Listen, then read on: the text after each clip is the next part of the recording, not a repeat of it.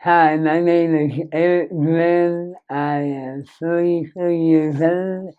In the beginning, the doctors told my mom that I would only live a year. My mom had to sleep with me on her chest so she could suction me in the middle of the night when I quit breathing. I have a cleft lip, cleft palate, club feet, club hand.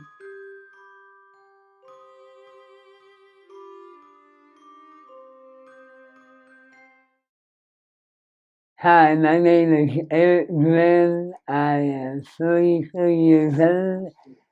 I was born on September 20th, 1979, in a hospital in Rochester, Pennsylvania. I was born to my parents, Dennis and Annabelle Glenn. My dad was a steel worker in Ambridge, Pennsylvania. My mom was a LPN. I was born with Moebius Syndrome, which is like severe nerve damage to the left side of my body.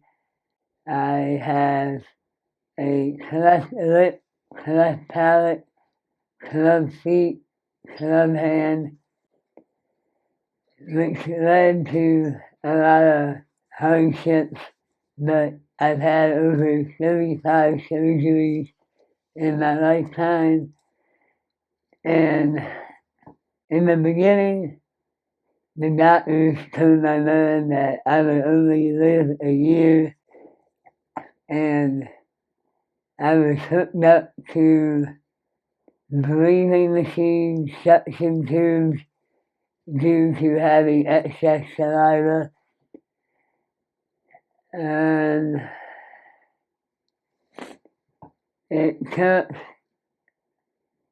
4 months for me to even get out the hospital, to even go home with my mom and dad. So, like, it took a lot for me to even survive after that.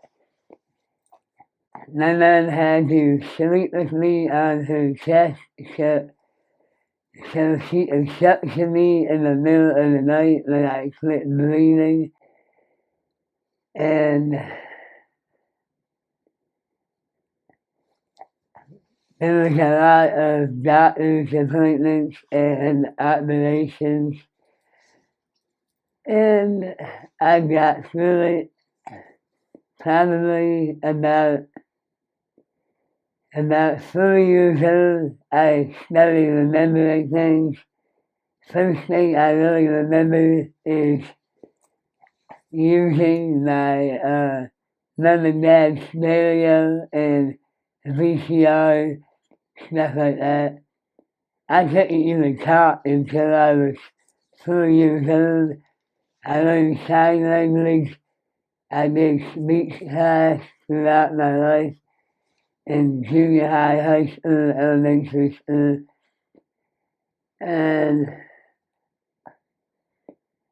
I had to take different levels of IQ tests throughout school to see if I should be placed in special classes and stuff like that. They found out I was pretty smart and actually should be like in gifted classes. I didn't do any of that though. I had operations throughout school. I've had at least 1 or 2 doctor's appointments every week, which made it hard for me to attend school and not miss a lot of class and keep up with my work, stuff like that. And when I was about 8 years old, we moved down here. we moved to Florida, and my mom and dad got separated due to, extramarital things. But I learned that I had a family down here, a big family. I got along with everybody for the most part. And I had a lot of fun. But at the age of like 8, I learned to lock this cast on my feet. I had club feet, and I couldn't even open my left hand. I had to have physical therapy on my left hand when I was a kid, and I'm ambidextrous, so I do everything with my right hand, but I do right with my left hand, which is kind of weird. But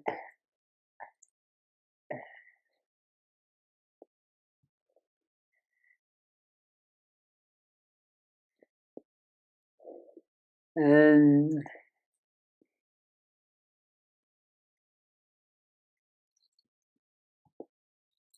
we moved down here when I was 8, and my mom was pregnant with my brother at the time. My dad had a woman knocked up at the same time in Pennsylvania, so me and my mom moved down here. My mom was having trouble with my dad and my older sister at the time, who was 13, going 15. She had trouble with my sister for about 2 or 3 years at that time. And we decided to move down here because my older sister isn't my dad's, so she's my half sister. Anyway, we decided to move down here, and my mom was having a lot of trouble at the time with everything. And it was, she had like a breakdown in Pennsylvania, and I was like 6 years old at the time. And by 8 years old, we moved down here. And about 9 and a half, my brother Christopher was born. I'm happy to say he wasn't born with any of the difficulties I've had from ancient age and my dad being in Vietnam and everything like that. So, and he was born, and my mom was in the hospital for like a year, so my grandmother took care of me and my brother at the time. And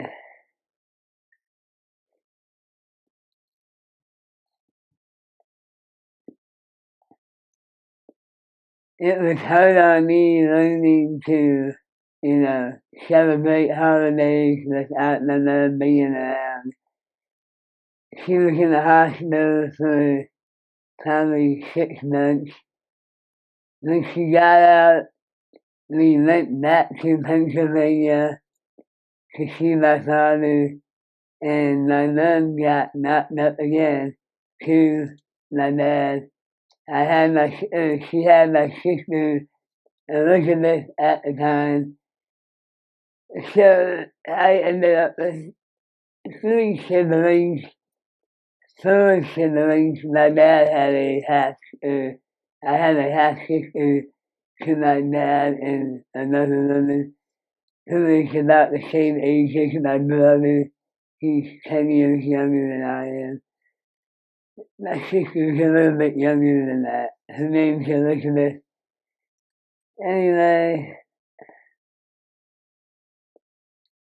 when I was about 10 years old, I drowned at Wickham Park I was at a get together with some friends, and I got my foot stuck in a pipe.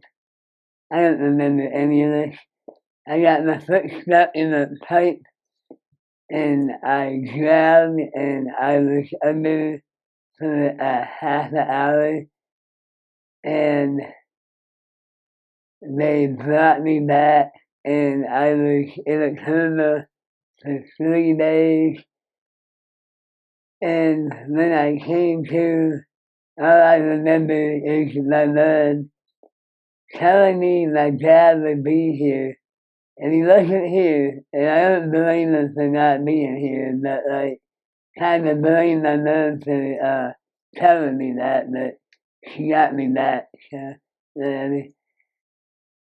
And by the time I was 12, I knew my mom suffered from schizophrenia, and she would need help with her legs, and it would be vital that I stepped up and helped her with that, because everybody in my family helped out. My grandma helped raise us, and I mean, it was just a lot, but we got through it. But it was just heartbreaking that I myself had so many things going on, and I had to take on that responsibility at the age of 12. Uh, I was in chess club and chorus in 5th and 6th grade. I got through school okay in elementary school. It wasn't bad. I mean, I got picked on and everything, but I had friends, stuff like that. Junior high was a lot of fun. Went to all the dances and went to basketball games. Got bad grades, but I had fun. But, still passed. Couldn't be on the basketball team because of my grades, and I missed a lot of school due to doctor's excuses, stuff like that. My my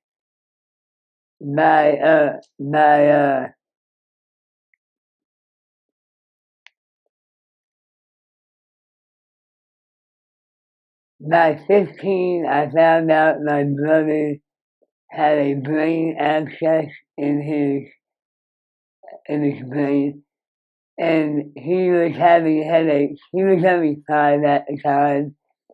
He was having headaches, and nobody knew what it was or what they could do for it. He took medicine, it didn't work. But it was, they did CAT scans and everything, and found out it was a brain abscess. He had surgery. They found it luckily early because he almost died from it. He only ended up with hearing loss in his left ear, permanent he's deaf in his left ear, but that's how he ended up with. And I mean, like, it was a lot to deal with at the time, but I was 15, I was going to school, and I had a lot, I got through it. At 16, I was supposed to have plastic surgery, and my heart gave out on the operating table, and I didn't end up having the surgery that day. And they rescheduled it for like a year later, and I was going on 18 at the time, and I kind of had panic attacks throughout my life after I drowned when it came to having surgery because I felt like I could die at any time after I go under the anesthesia. So it would take a lot to even get me on the operating table. So by the time I was 17, 18, I'd had 35 surgeries, and I felt like I knew how people felt about me, and I just didn't end up having plastic surgery, and I didn't elect to have it. And my mom and dad were really mad at me at the time, and they blamed each other. Like they would tell me, like, oh, that he or she tried to convince you not to have it. They didn't understand that it was my choice not to have plastic surgery, but I got through that and I'm here today. So, I feel like I have a good understanding of how friends and family accept me, stuff like that. I graduated high school at 19 due to failing a year from not having surgery. I was out 2 or 3 weeks, so I had too many absences. Went back the next year, graduated at 19. I was on SSI at the time, and I felt like I only was made to graduate by my mom due to me being on SSI and her not wanting me to lose that money to be a high school dropout. Kind of held that against her as she had her up and downs from her stuff she was going through, but in the long run, it ended up panning out to where, that was an achievement in my life that I graduated high school. Went to college for like a year or two, but every time I went to college, my mom would have a setback with her not taking her medicine, and I would have to be at home with her, making sure she was okay, and that kind of set my life back a lot by not really pursuing too many opportunities in love and in life in general. But I got a job at 24 at Target. Actually got a job at 24 at a supermarket by my house. And while I was working there, my younger sister actually got hit by a car walking the 7-Eleven at night. And I got a phone call, and I went in, clocked out. It was a Saturday night. They thought I was leaving to go party or something like that.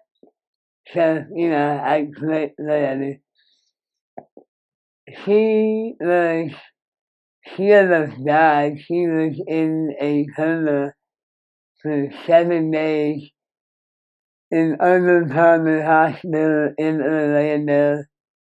She was 14 at the time, and she made a full recovery,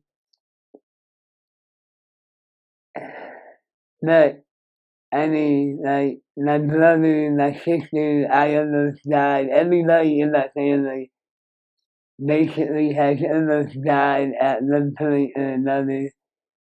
So on top of everything, like I feel like my mom has been through a lot, and we have been through a lot together as a family. So I have learned not to hold so much anger towards my mom in her situation. I mean, everybody has family and everybody has problems.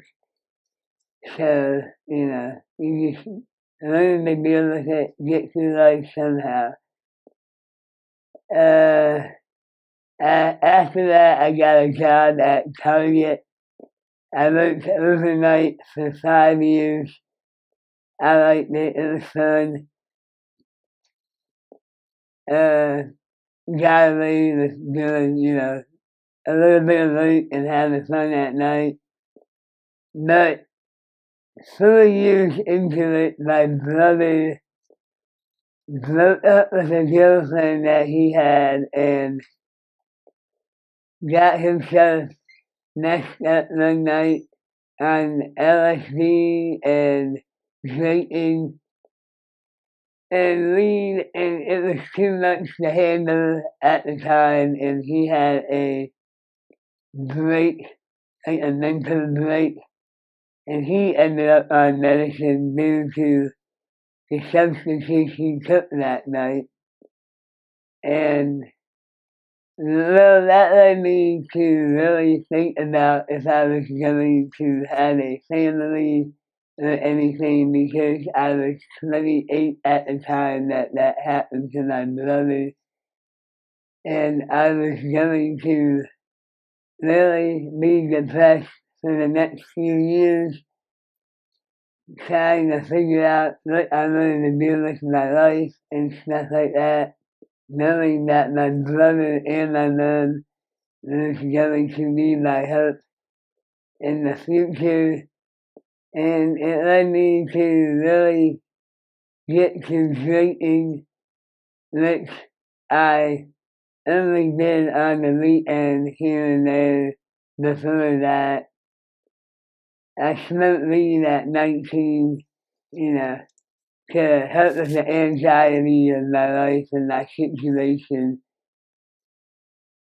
I didn't even date until I was 21 due to like feeling like after all the surgeries I had, I felt like after I got through all that, I could start my daily life, and I didn't feel like I would embarrass myself by having operations.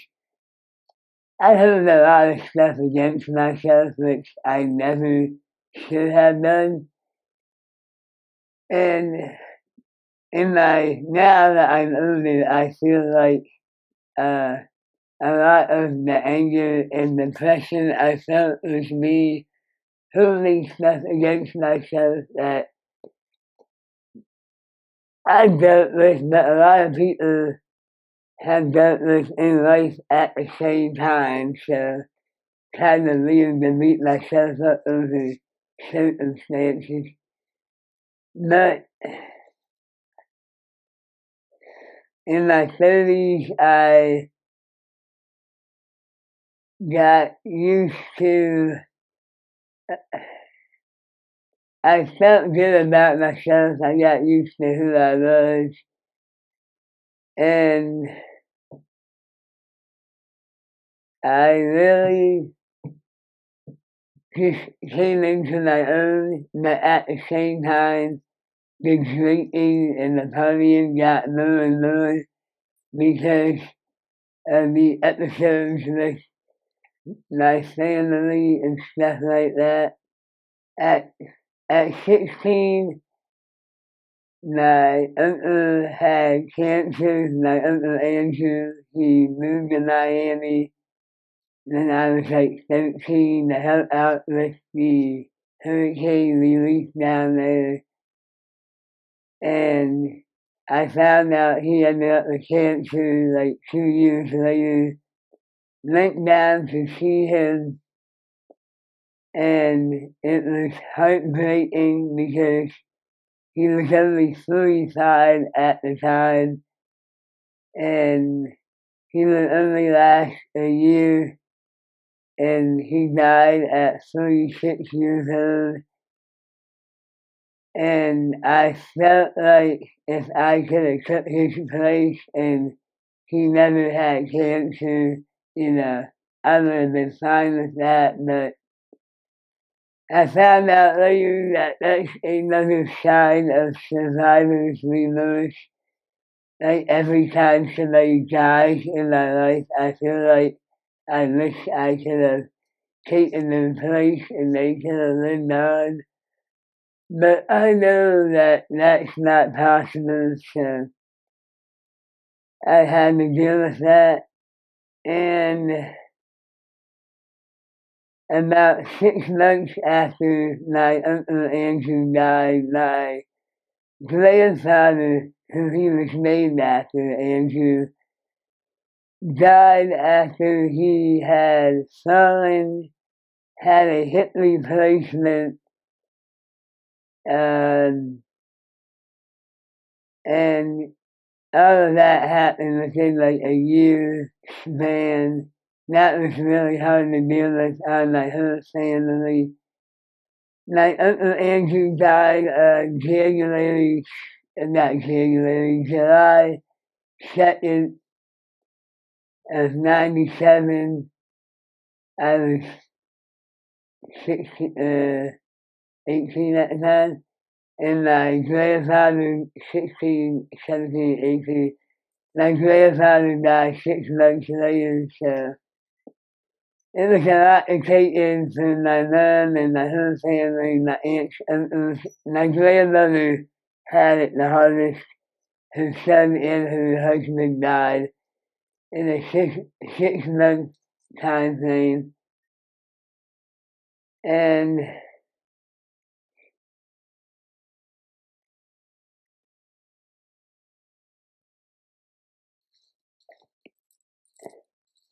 yeah, I gotta take a break now.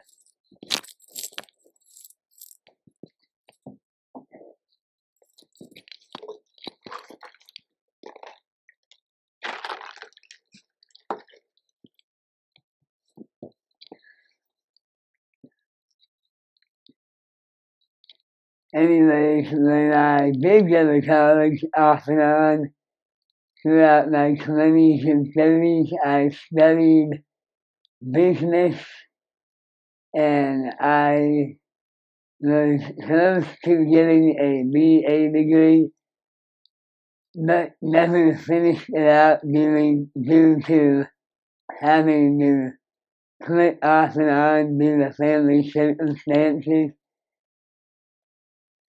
About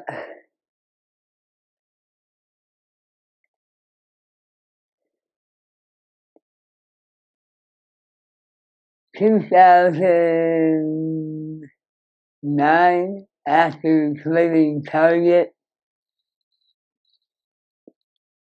I got kicked off at SSI for making too much money. During the time that I worked at Target, I made too much money to be on SSI, and I got kicked off of SSI, and then I quit. I didn't notify SSI in time to get my benefits and my money back, so I had to get a lawyer and fight them for 3 years for them to renew my benefits and everything. And by having 3 years, 5 years in at Target, I got disability. I had enough working hours in to collect disability, which then made me not able to work again. So I'm on disability right now.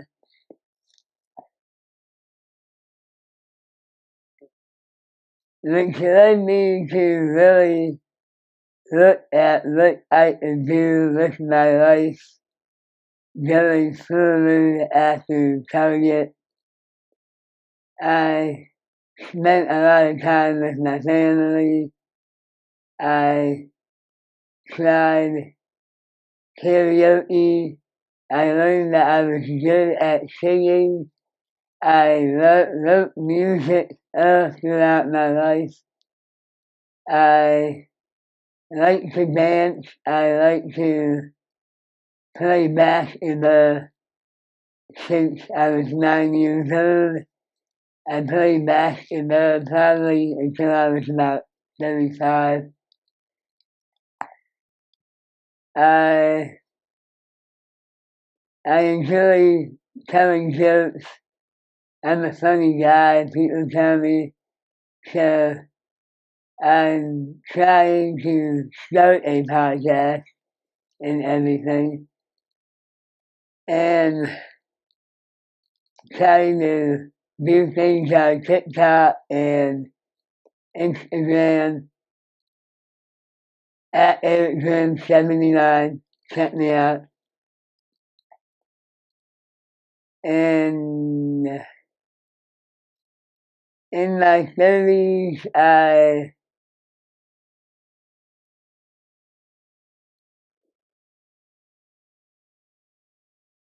at the age of 39, my father died after suffering a stroke 6 months earlier. I found out in the summer that he suffered a stroke, but I found out through family up in Pennsylvania.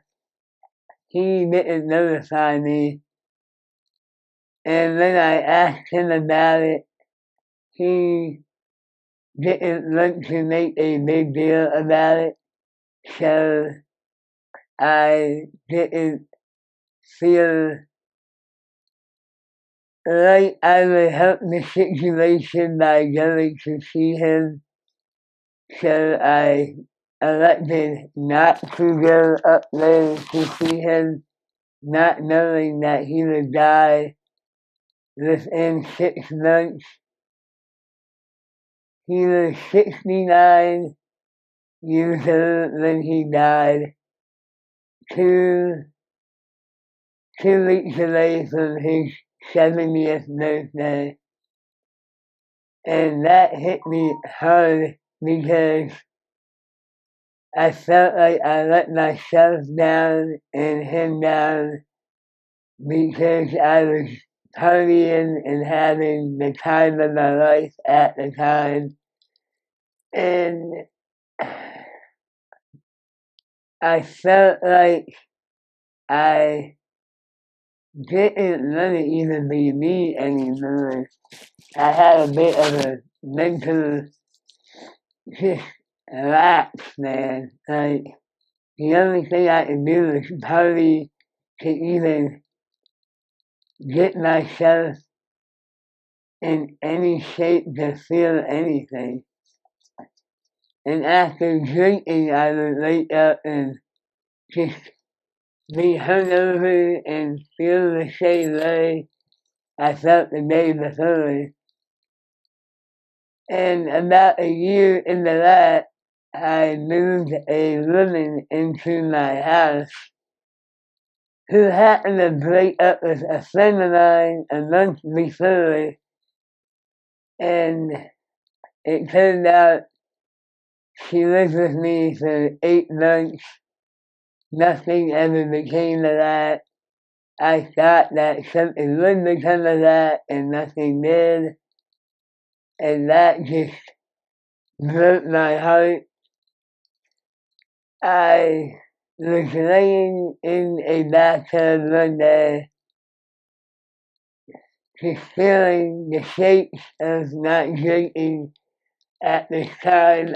Like, drinking has gotten to the most it's ever been, and I knew at this time that I needed to either stop drinking or kill myself, and I couldn't bring myself to go head down in the water, so I decided to stop drinking, but it took me a few weeks to even get to that point. because I had to go to another uncle of mine's birthday, my Uncle Dennis, who shares the same name as my father.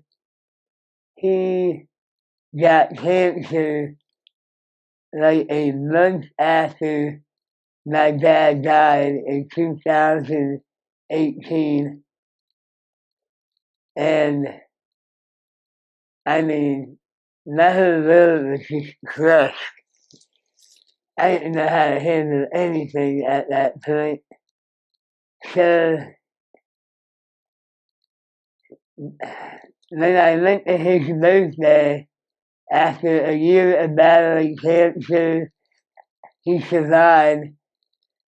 And I knew at that point that I really needed to just give it up, because I have a cousin that was getting married in 6 to 8 months, and my cousin Sean, he wanted me to be in his bachelor party at his wedding, the party of the bachelor, groom's, groom's party, rather, sorry. And my dad was in my uncle's groom's party when he got married to my aunt Susie, who is related to my mom Annabelle. So I felt an obligation to make up for not being there for my father at his time of need,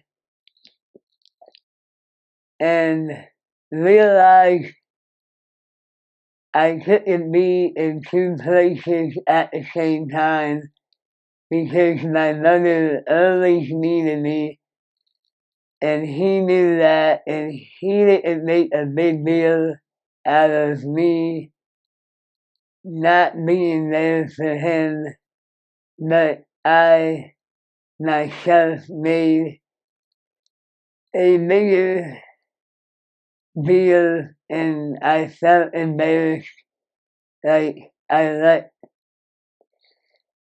my father down by not being there for him. But I've gotten over it the past 2 or 3 years, because I am 2.5 years sober as of my birthday 3 days ago, September 20th, 2022. I quit drinking over the pandemic. The last day I drank was March 19th, 2019, like 2020. So the first day of sobriety was March 20th, 2020. And over the past 2.5 years, I've learned how to cope with life in a sober manner. I've gotten confidence back within myself. I've learned how to live being me, being happy with who I am, accepting who I am, relying on friends and family to really help me in my journey of life.